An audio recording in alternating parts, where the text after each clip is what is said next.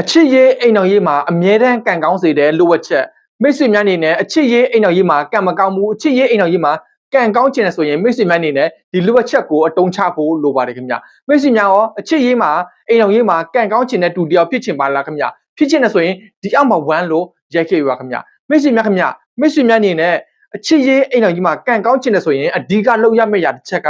မိတ်ဆွေများအနေနဲ့နံပါတ်1ချက်ရွေးချယ်ဖို့လိုပါတယ်ခင်ဗျဘယ်လိုမျိုးရွေးချယ်ရမလဲဆိုတော့ကိုကအိမ်တော်ကြနေပြီဟုတ်တယ်ဟုတ်အတစ်ပြန်ပြီးတော့ရွေးချယ်လို့မရဘူးဟုတ်တယ်ဟုတ်ကိုမှလည်းတာသမီရှိနေတယ်ဟုတ်တယ်ဟုတ်ဒါကြောင့်မိတ်ဆွေများအနေနဲ့ဘယ်လိုမျိုးရွေးချယ်ရမလဲဆိုတော့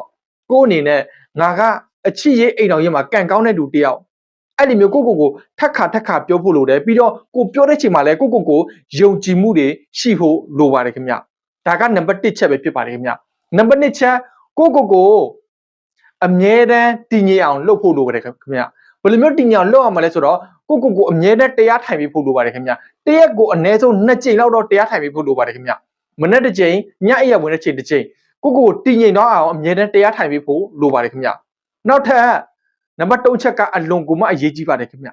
ကိုကအချစ်ရေးအိမ်အောင်ရေးမှာကံမကောင်းဟုတ်တော့အချစ်ရေးအိမ်အောင်ရေးမှာအစင်ပြေဆိုမိတ်ဆွေပိုင်းနေနဲ့အဲ့ဒီຢာကိုထက်ခါမတွေးပါနဲ့ခင်ဗျဘာဖြစ်လို့ဆိုတော့မိတ်ဆွေအဲ့ဒီຢာကိုထက်ခါတွေးတိုင်းအဲ့ဒီပြဿနာတွေကပို့ပြီးတော့များလာတယ်ပို့ပြီးတော့ကြီးလာတယ်ဟုတ်တယ်ဆိုရင်ဒီအောက်မှာ1လို့ရေးခဲ့ပါခင်ဗျအဲ့တော့မိတ်ဆွေများအနေနဲ့ဘာလုပ်ရမလဲဆိုတော့အဲ့ဒီຢာလေးကိုမိတ်ဆွေများအနေနဲ့ထက်ခါမတွေးတော့ပါနဲ့ခင်ဗျမိတ်ဆွေလှုပ်เสียရှိတဲ့အရာကိုပဲမိတ်ဆွေလှုပ်ပါခင်ဗျမိတ်ဆွေတာဝန်ယူမရမယ့်အရာကိုပဲမိတ်ဆွေတာဝန်ယူပါခင်ဗျ